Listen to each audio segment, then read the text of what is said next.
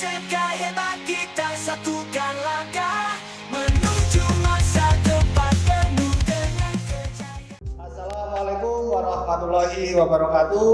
Waalaikumsalam warahmatullahi wabarakatuh. Baik, terima kasih. Selamat datang di podcast pertama kita, yaitu podcast SMK Negeri 3 Bondowoso. Pada kesempatan kali ini sudah hadir di depan kita semua. Kita perkenalkan ada Bapak Dhani Mayakusuma selaku Wakil Kepala Sekolah Bidang Kesiswaan. Assalamualaikum semuanya. Baik ya, pada kesempatan kali ini kita akan mendiskusikan khususnya persiapan untuk calon siswa yang akan bergabung dengan kita di SMK tercinta kita, SMK Negeri 3 Bondowoso, yaitu tentang PPDB ya. Jadi di sini nanti saya selaku host akan memandu acara dengan Bapak Dhani selaku narasumber, akan berbicara tentang persiapan apa saja yang harus disiapkan calon siswa yang akan masuk ke SMK Negeri 3 Bondowoso. Oke, Bapak Dhani, bagaimana kabarnya? Alhamdulillah, baik Pak David. Baik, kita biar nggak panjang lebar Pak Dhani, kita langsung aja.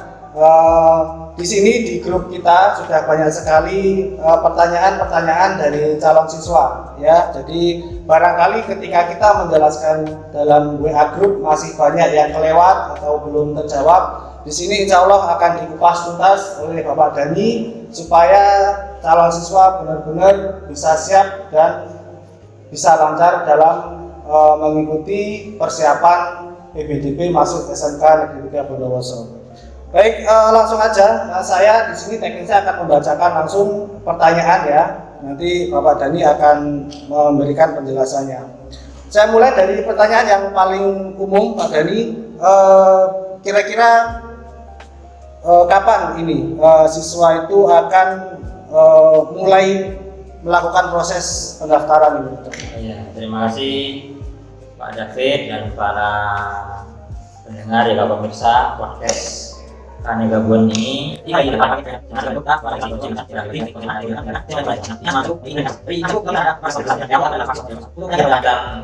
PPDB ini nanti akan dimulai pada tanggal 27 Mei. Jadi bulan ini tanggal 27 Mei itu siswa SMP sudah bisa datang ke SMK 3 Bondowoso untuk melakukan pengambilan PIN dengan persyaratan yang sudah kita lampirkan di grup calon siswa itu, sehingga nanti siswa tersebut paham akan mau mengambil jalur PPDB yang mana. Jadi mulai ada jalur afirmasi, mau perpindahan orang tua, prestasi lomba, maupun ada kategori hafiz dan ketua OSIS. Dan juga ada dua jalur lain, yaitu jalur zonasi dan jalur prestasi akademik. Sehingga setelah pengambilan PIN memberikan persyaratan-persyaratannya, anak-anak tersebut bisa memilih jalur mana yang akan dia pilih karena timeline kegiatannya juga berbeda-beda. Baik, jadi jangan lupa seperti yang disampaikan Bapak Dhani tadi, adik-adik sekalian bisa mulai datang ke SMK Negeri 3 Bondowoso mulai tanggal 27 Mei ya. Barangkali ada yang belum jelas, silakan datang aja ke sini. Nanti kita panitia PPDB akan standby di sekolah, akan membantu adik-adik semua untuk keterangan yang belum jelas. Oke, Bapak Dhani tadi sudah menjelaskan juga banyak jalur untuk masuk ke SMK Negeri 3 Bondowoso. Kira-kira Pak Dhani kita kupas satu persatu. Secara umum apa saja sih berkas yang harus disiapkan anak-anak SMP itu untuk melakukan pendaftaran? Untuk melakukan pendaftaran itu siswa SMP yaitu melampirkan berkas-berkas umum ya, istilahnya ada fotokopi akte kelahiran, terus ada fotokopi ijazah bagi lulusan yang tahun kemarin dan SKL bagi lulusan untuk tahun ini. Terus melampirkan surat keterangan dokter juga yang dikeluarkan puskesmas atau klinik-klinik kesehatan Kemudian bisa melampirkan juga PIP atau kartu PKH bagi siswa di jalur afirmasi yang memilih jalur afirmasi. Kemudian jika memilih jalur perpindahan orang tua, melampirkan surat penugasan dari instansi orang tuanya. Kemudian bagi siswa juga bisa melampirkan sertifikat lomba yaitu yang menggunakan jalur prestasi akademik maupun non akademik. Dan kemudian yang tak kalah pentingnya juga dilampiri oleh fotokopi raport dari semester 1 sampai semester 5. Oke, jadi tadi sudah dijelaskan kira-kira berkas apa saja yang perlu dibawa. Cuma masalahnya di sini misalkan saya titipkan juga pertanyaan dari grup CASIS kita. Oh ya, bagi kalian yang belum gabung atau masih di luar grup, silahkan kalian bisa gabung di grup CASIS 2024 Generasi Emas SMK Negeri 3 Bondowoso. Nanti kita sertakan linknya di bawah, silahkan di share. Bagi teman-teman yang masuk ke SMK bisa gabung di grupnya ya. Dan bagi anggota juga bisa membagikan grupnya untuk mengajak temannya masuk di grupnya untuk mencari informasi. Ada pertanyaan di grup di sini, misalkan, Pak, bagaimana kalau siswa itu SMP-nya nggak dapat PIP, Pak, tapi SD-nya pernah dapat? Itu apakah juga dibawa untuk pendaftaran ke SMK? Ya, terima kasih Pak David ya, ini menjawab pertanyaan yang dari calon siswa. Sebenarnya persyaratan jalur masuk untuk pendaftaran PPDB di jalur afirmasi itu memang wajib melampirkan fotokopi KIP. Jadi permasalahan yang disampaikan calon siswa tadi yaitu begitu SMP terus tidak dapat. Jadi itu istilahnya beda kasus lagi. Jadi intinya siswa penerima PIP baik mau menggunakan jalur afirmasi maupun tidak, jika memiliki PIP tetap bisa diakomodir oleh SMK 3 Bondowoso. Jadi begitu sudah resmi jadi calon siswa, itu kita semua yang memiliki PIP akan kita ajukan untuk mendapat bantuan pemerintah yang jumlahnya juga lumayan. Jadi untuk selama 3 tahun mendapatkan 1 juta lebih, kalau tidak salah sekarang itu nominalnya jadi 1.800.000. Jadi itu saya yakin itu sangat bisa mensupport anak-anak SMP tersebut yang bisa mendaftar di SMK 3 Bondowoso. Iya. Kemudian ada pertanyaan lagi dari siswa ini, dari Muhammad Subhan. Ini, Assalamualaikum, misalnya ijazah sama SKL belum ada, Pak, itu bagaimana, Pak? Jadi untuk pengambilan PIN kan sudah dimulai tanggal 27. Iya. Nanti pendaftaran juga sudah tahap 1 juga sudah dimulai 10 Juni. Jadi untuk SKL biasanya memang serentak. Dari SMP kita juga belum dapat informasi bahwa SKL-nya itu akan keluar kapan dari SMP-nya. Yang jelas persyaratan lain itu dilengkapi terlebih dahulu. Jika mungkin hanya ijazah pasti belum. Kalau ijazah ya yang jelas, kalau SKL itu begitu dinyatakan ada pengumuman lulus, biasanya akan ada surat keterangan lulus dari sekolah. Nah itu bisa disusulkan. Yang penting bisa datang ke SMK 3 dulu, bisa mengambil PIN di sini, sehingga kekurangan berkas yang hanya SKL saja itu nanti bisa disusulkan di hari berikutnya. Ya, kemudian ada pertanyaan yang juga banyak sekali disampaikan mengenai kartu keluarga. Ada yang kondisi kartu keluarganya ada yang hilang, ada yang asli dibawa orang tuanya di luar Jawa dan sebagainya. Itu gimana, Pak, untuk mengatasinya?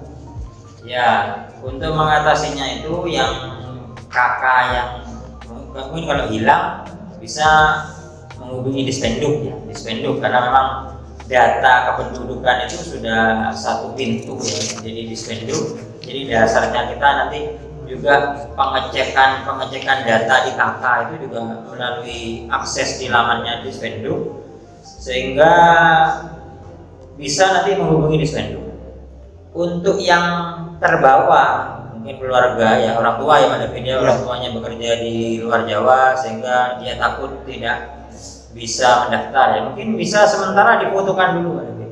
Ya difotokan oleh orang tua yang di sana mungkin kalau sekarang kan sudah ada cam scanner atau di foto biasa ya sehingga nanti file itu yang penting fotonya jelas di satu layar HP sehingga bisa terbaca panitia dalam penginputan operator ya penginputan data itu. Ya, jadi tadi sudah terjawab ya. Barangkali kalau kakaknya hilang, sekarang masih ada waktu segera diurus ke Dispenduk atau kelurahan yang bersangkutan. Kemudian kalau kakaknya yang asli dibawa ke luar Jawa, bisa nanti dibuktikan dengan foto. Ya, di foto yang jelas, tulisannya bisa terbaca, nanti bisa disampaikan kepada panitia. Kemudian ada lagi pertanyaan dari calon siswa di sini, Pak Dani. Ya. Ini ya mungkin di luar persyaratan ya. Barangkali ada siswa yang dia ketika SMP itu ikut berprestasi, ikut ekstra lain macam-macam. Kemudian apakah nanti di SMK wajib ikut juga ekstranya? Itu Pak Dani. Mungkin ini pertanyaan di luar persyaratan ya Pak Dani. Seperti apa? Terima kasih. Jadi untuk siswa tersebut yang sudah berprestasi di SMP-nya ya bisa menyesuaikan dengan ekstrakurikuler yang ada di SMK 3 Bondowoso. Jadi alhamdulillah kita mungkin sudah ada sekitar 17 ya, ada 17 ekstrakurikuler yang ada di SMK 3 Bondowoso itu terdiri dari ada kepramukaan, ada organisasi, ada olahraga, sehingga ada yang sudah serba-serba kekinian juga bisa diikuti ya. Jadi tidak harus mau melanjutkan prestasi dari SMP-nya boleh, ataupun memilih ekstrakurikuler lain yang ada di SMK 3 menu yang lain mungkin juga boleh. Jadi sehingga di sini ada eskul konten kreator, ada eskul robotik, ada eskul e-sport, juga itu bisa jadi pilihan generasi muda yang sekarang yang kekinian ya, bisa ya. Ya. Kemudian di sini juga ada pertanyaan dari Enggar dari SMP 5 Bondowoso mengenai zonasi Pak. Dia bertanya kalau zonasi itu sampai mana Pak? Kalau arah ke selatan gitu. Ini pertanyaan agak unik ya. Ya, jadi unik, ya. mungkin bisa Ya. itu zonasi itu seperti apa Pak kalau di SMK itu Pak? Oh ya, gini ya. Jadi tata cara pengambilan ranking di zonasi ya, di PPDB tahap zonasi, yaitu kalau jarak itu relatif ya Pak David, mungkin dengan calon siswa yang lain relatif ya, karena jumlah pendaftar dengan rumah yang dekat mungkin setiap tahunnya juga berbeda-beda. Jadi itu nanti begitu diinputkan oleh operator ya, di tracing di KK-nya itu akan muncul langsung jarak antara rumah dengan SMK 3 Bondowoso. Itu langsung muncul berapa meter dari SMK 3. Jadi tidak usah khawatir, itu tetap bisa dilalui. Jadi kita punya 4 tahapan. Jadi ada 4 tahapan, mulai dari pengambilan PIN sampai jalur afirmasi, zonasi maupun jalur prestasi, itu punya tahapan PPDB, sehingga misalnya anak tersebut ada yang tidak diterima di jalur zonasi masih bisa diberi kesempatan jalur yang lain.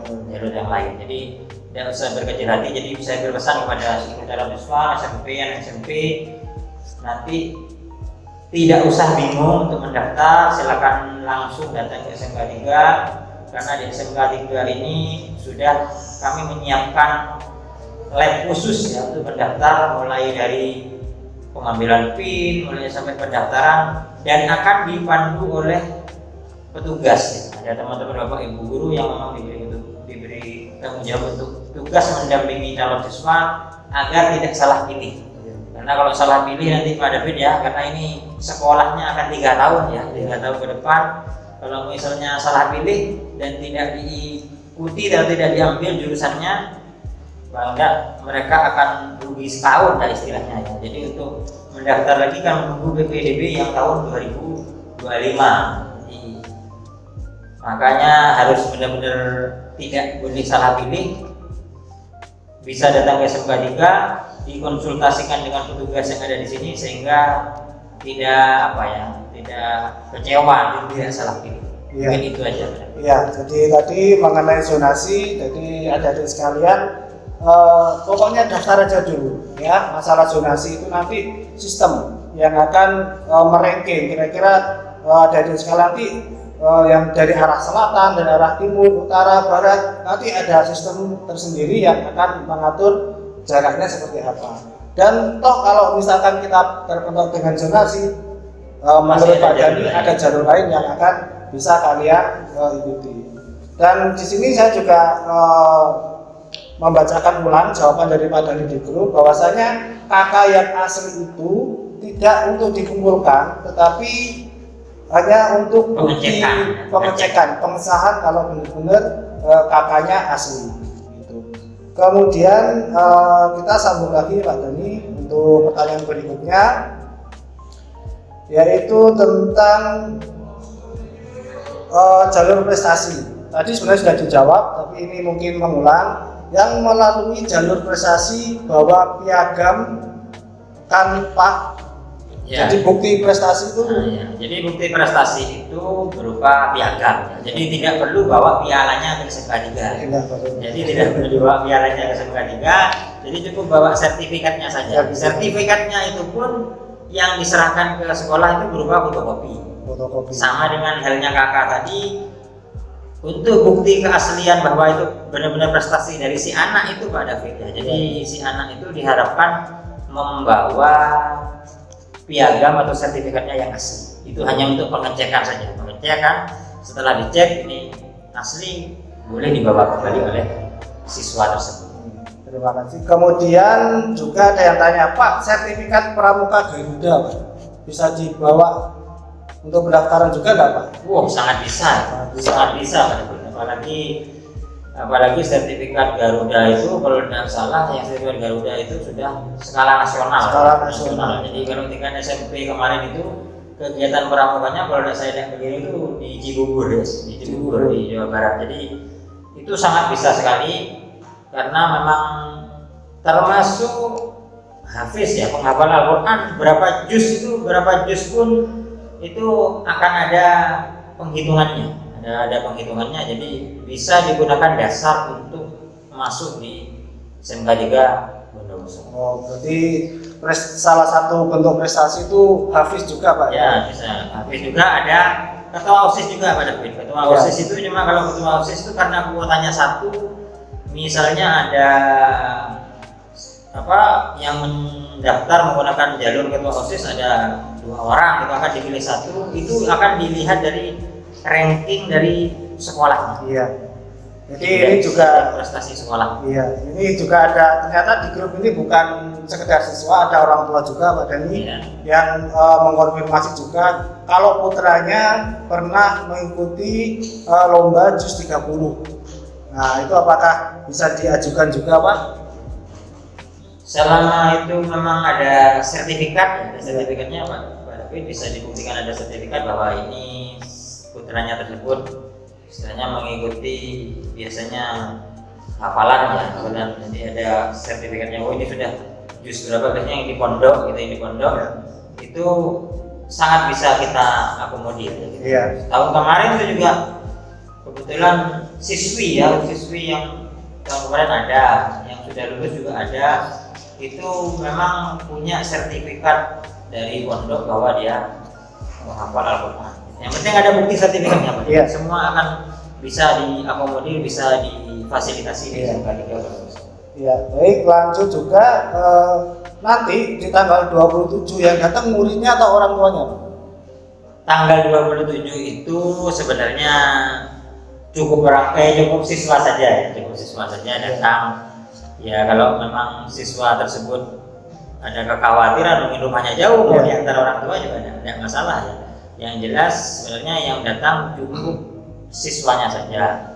Jadi saya juga berpesan kepada calon siswa di SMP untuk datang ke SMK 3 Bondowoso tanggal 27 itu berseragam yang berlaku hari itu ya. Iya. Kebetulan 27 itu hari Senin kalau tidak salah ya Pak. Iya. Ya, berarti pakai menggunakan putih biru ya, putih biru bersepatu lengkap ya kan. Yang jelas masih ada bajunya ya. Iya. Bajunya masih ada.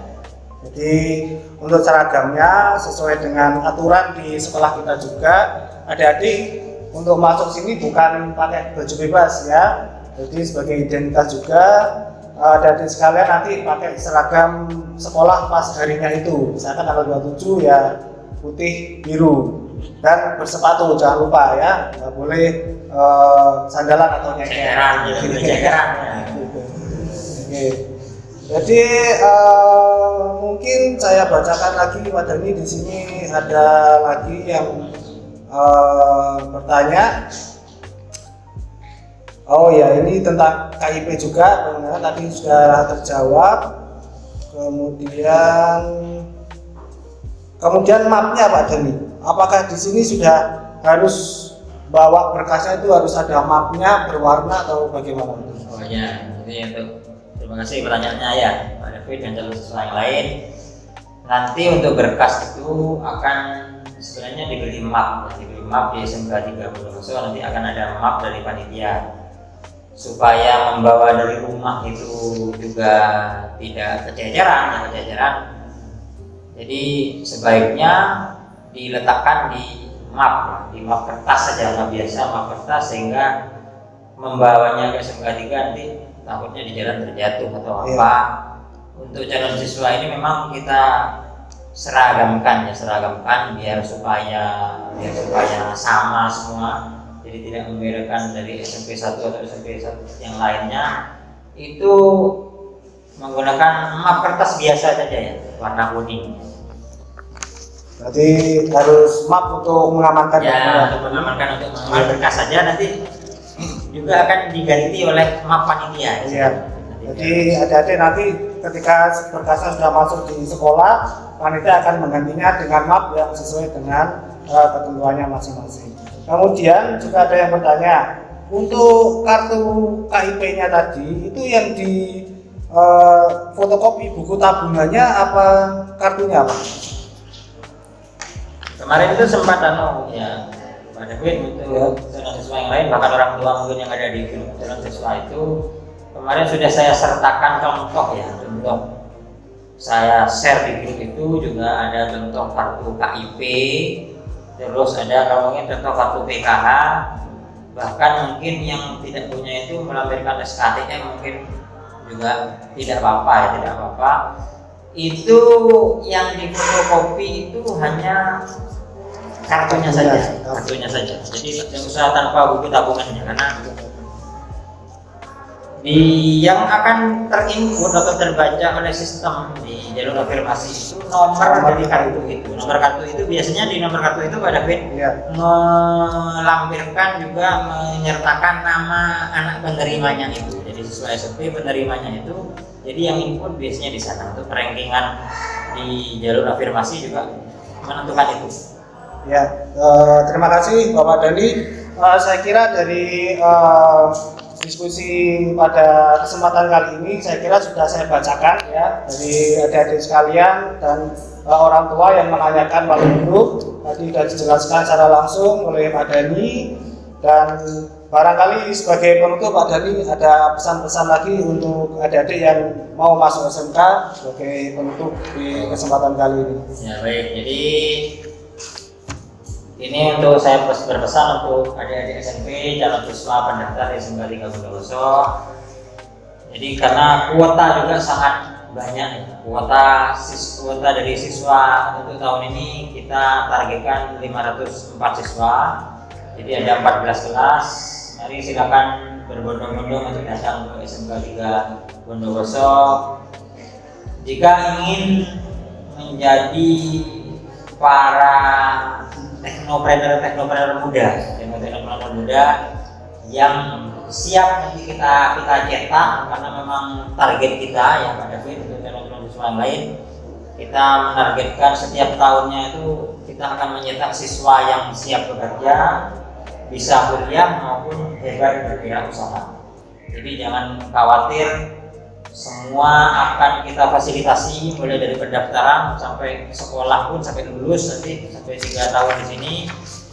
Kalau misalnya butuh informasi lebih lanjut, bisa menghubungi di link peminatan ataupun kontak person yang ada yang sudah di-share di medsos maupun banner yang terpampang di depan sekolah, sehingga nanti tidak ada yang menyesal atau tidak ada yang kebingungan dalam mendaftar di SMK 3 Bondowoso. Jadi kita adik-adik SMP, MTS, baik negeri maupun swasta, kita tunggu di SMK 3 Bondowoso karena ada 6 jurusan yang sangat memenuhi kriteria yang kalian inginkan di sini, 6 jurusan itu, sehingga kalian kedepannya akan menjadi teknopreneur muda yang hebat dari kota Bondowoso. Baik, terima kasih banyak Pak Dhani atas waktunya. Terima kasih buat semuanya, panitia juga UBDB yang akan siap melayani adik-adik semua ketika nanti tanggal 27 Mei ya. Jadi sudah bisa datang, apabila masih banyak informasi yang dibutuhkan silakan berkunjung di sini. Demikian diskusi kita pada kesempatan kali ini. Saya selaku narasumber, mohon maaf, saya selaku host di acara ini. Mohon maaf kalau ada salah kata. Kita tutup. Waalaikumsalam. Assalamualaikum warahmatullahi wabarakatuh.